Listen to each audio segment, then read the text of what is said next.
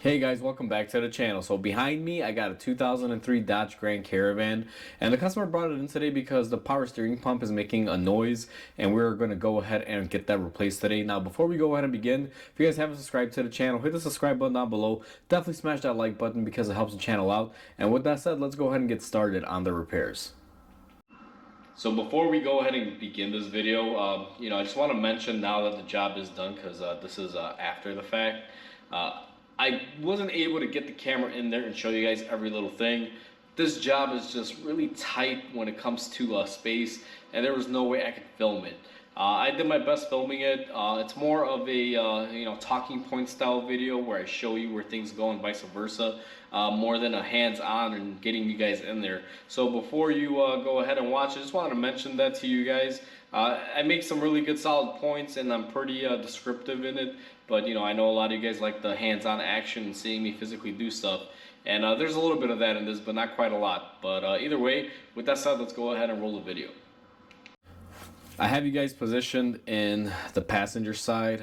We are looking at the engine. Power steering pump is located back here by the firewall. It's actually in a really tough spot to get to.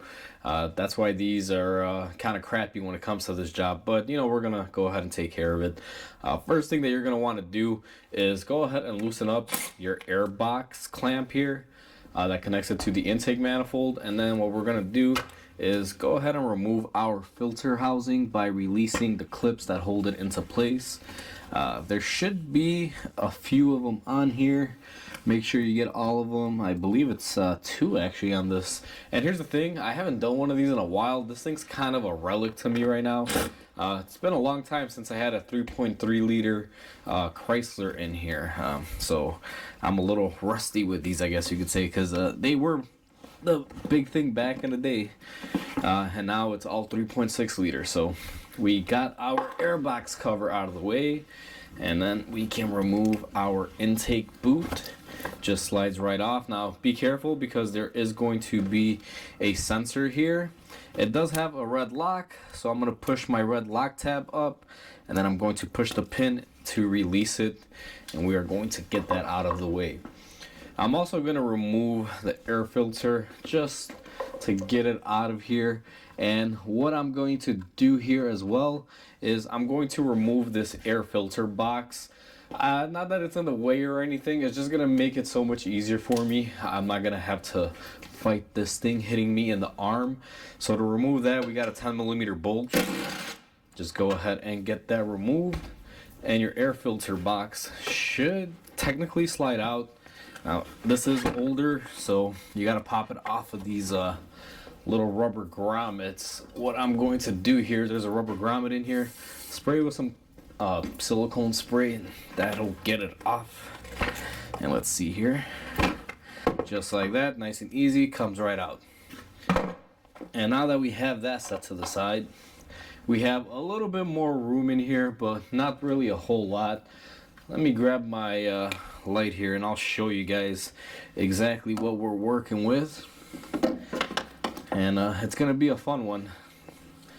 So you guys will see behind all the slurry stuff, right about right there, you guys can see the belt. That's where our power steering pump is. Now there's going to be quite a few things that we're going to have to remove to get to this stage. That's why I removed the airbox, just makes it so much easier. I'm going to go ahead and grab a few tools, and I'll bring you guys in for the next stage of this. Now we have our car lifted in the air on the lift. I went ahead and I took off my passenger side front wheel. We're going to have to get a few things down here when it comes to the belt. What you're going to want to do is remove this cover. It's held in by a few clips. Just need a panel popper tool or clip popper tool. And these clips are Christmas tree variety, so they really stick in there. And you guys can see, you just got to blast it out of there. This one's been on there for a while. And if I'm not mistaken, there's also 2 more of these clips up here that hold the rest of this into place. There goes one of them. We were able to pop it off, and then we have one more here. These just pop right off, guys. They're a dime a dozen if they break. I'm feeling one of these here might break. You just go ahead and go to the parts store and you can get a bunch of them. Now this one here is fighting me, and I know it's gonna break, so I'm just gonna pull down on it because I can feel the way it's shifting on me. And then we have one more towards the front. Now that we have our cover off, we have access to all of our pulleys and our belt that we need to remove.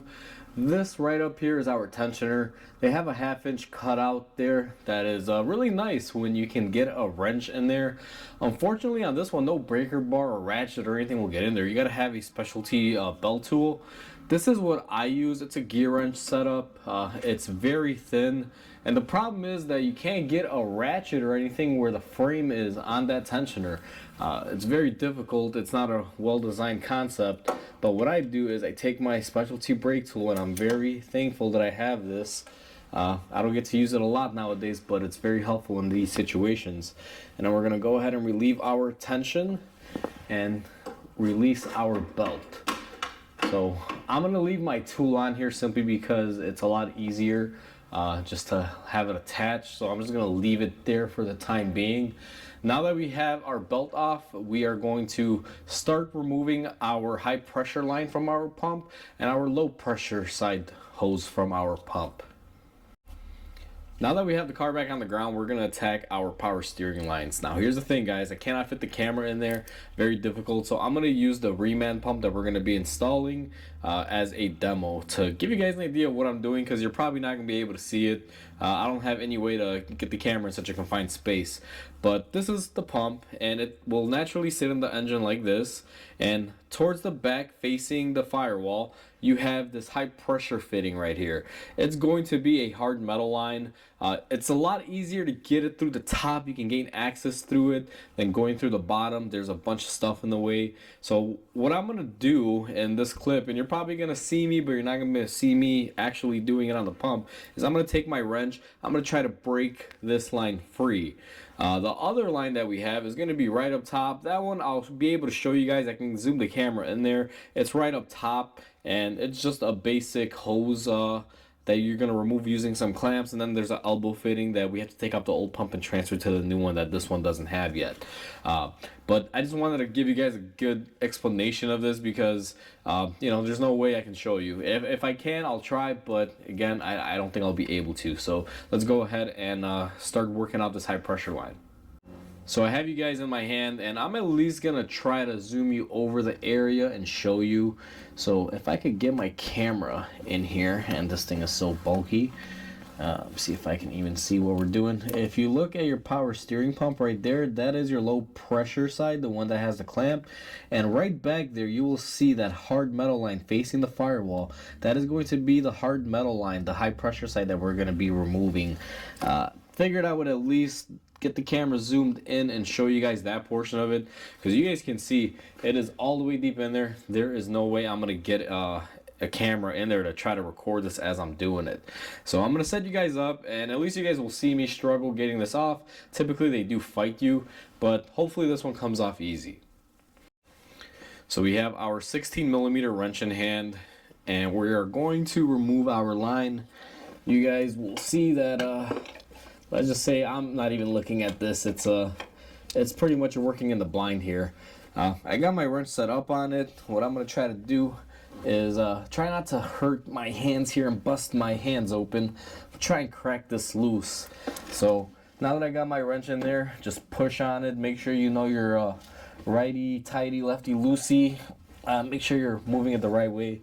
You should be going towards the driver's side for those of you that are doing this and you're wondering, because if you put yourself behind it, loosen and tighten, to give you guys an idea. So I'm going to go ahead and crack this loose. I just wanted to show you guys how I'm doing it, and you guys can see it's very confined spaces. So let's go ahead and break this loose. And okay, we cracked ours loose. And it wasn't that bad. I thought it would be a lot worse. Sometimes they could be a real bear on there. So now that we have that loose, what I'm going to do is go ahead and work off the line. Next step, we're going to take our hose clamp pliers. I'm going to get in here and just try to remove our low pressure hose. Hopefully this thing doesn't fight me. I will say that the rear line, I'm surprised, came off, because that portion of it, usually doesn't give up that easy, and on this one it came right off, so I got really lucky when it comes to that one. Now that I got the clamp off, I'm going to try to get this line to spin and free up on here. This one usually comes off, but be careful because you will make a mess. As you guys are about to probably hear right now on camera, when I take it off, we're going to get a bunch of oil coming out. And that's just what happened. We got oil. Make sure our catch pan is catching everything here. And it is. So I'm going to let the system drain out, and then we're going to unbolt the pump.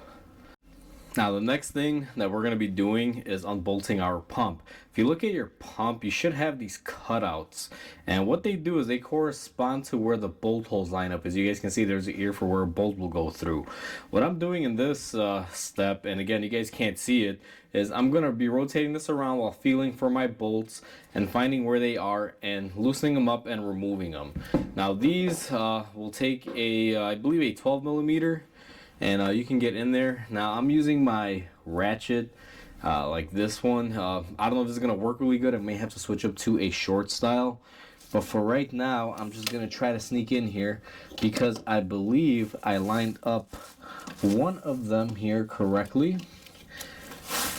One of them is towards the front, I believe, and the other one is going to be more towards the bottom. You may have to work that one off from the bottom. Let's just take a look here. Get my ratchet set up here in the correct position. And this whole job, guys, I'll tell you right now, it just sucks because you're working with no room.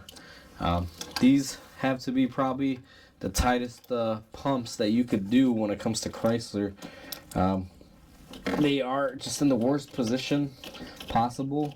Now we got one of these bolts loosened up, and my ratchet is no longer needed. I'm just going to grab the socket in my hand and get in here if I can. What kills me the most on this is these AC lines, and I do apologize. I know you guys are just looking at my hand right now. But these AC lines and everything they put here in this corner is just the worst place to put this stuff, in my opinion. So it looks like I'm going to need a short 3/8 ratchet, which I'm going to go ahead and grab.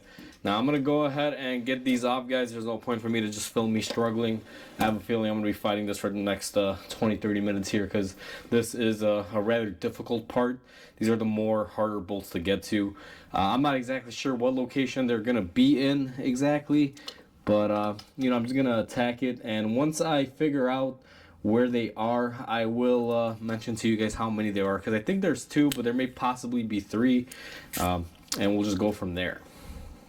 Well, I'll tell you this, it's been about a good 40 minutes or so, maybe 30 minutes, and I have my prize, guys. These are the 3 retaining bolts for the pump. It took a while. These things are very difficult.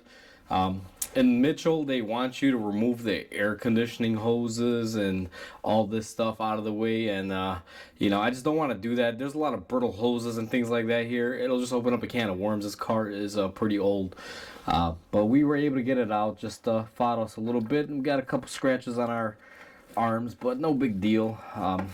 Next thing that I'm gonna do is go ahead and I'm gonna rock my pump out of its hole here. Something is holding this thing back, and I don't know what is fighting it. I think it may just be a little tab here. Let's see if I can just work it off the tab. Yep, just like that. Now, this might be fun here. See if we can even get this thing out of here. I don't know if this thing's gonna fight or if it will come out. And it looks like we have enough room to get it off, and there is our pump. Now this is the elbow that I said we have to take off and reuse. So I'm going to take this to my bench and I'll show you guys how we do that. So I have you guys on my oil caddy, not the bench, because this thing was leaking out some power steering fluid. We're going to take a Allen 5mm. I have it on my gun. I'm going to go ahead and put it in here.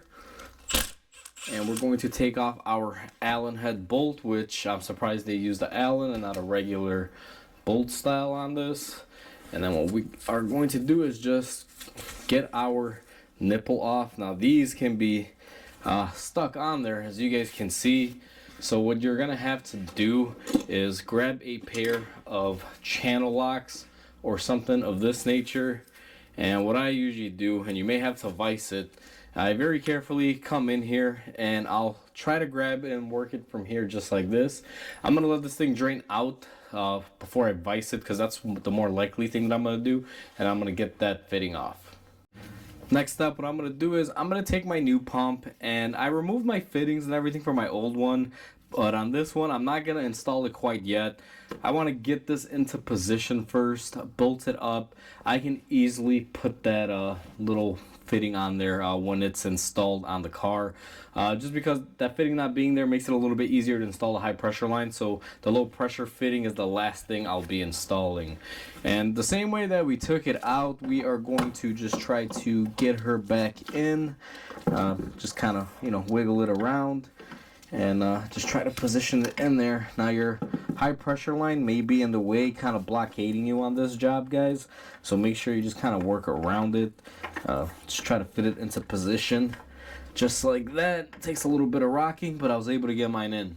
Now comes the fun part. We're going to have to reinstall this and bolt it up. Now I'm not going to show you guys me bolting it up because it's a struggle, and I'm literally hung over the engine bay like this. You guys won't be able to see much, especially in the confines.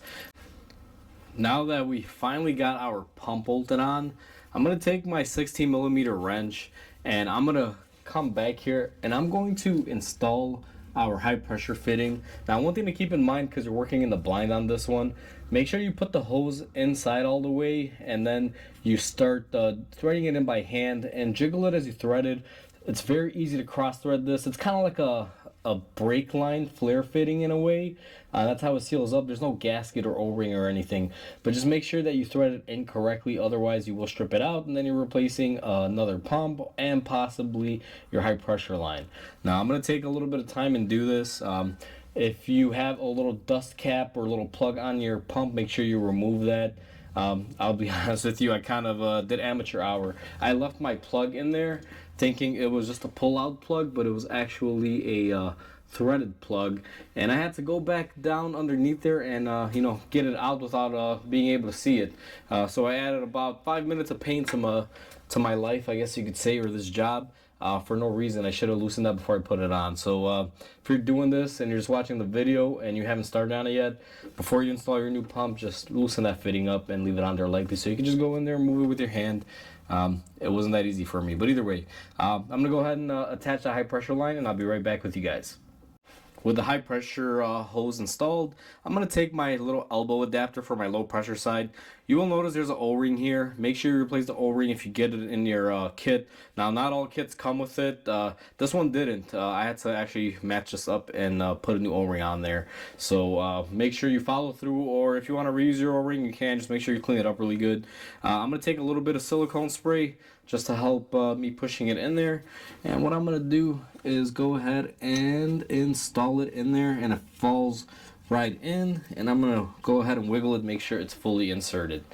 Next, I'm going to take my bolt, which luckily for me is stuck to my bit, and I'm just going to go ahead and screw this in and get it fastened up, and we then can install our low pressure side hose.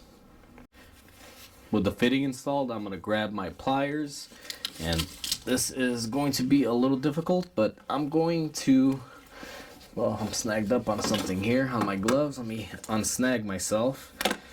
Now I'm wearing these fabric gloves because my hands are getting torn apart, and these things suck because any little thing will just snag them, as you guys can see there, and you get caught.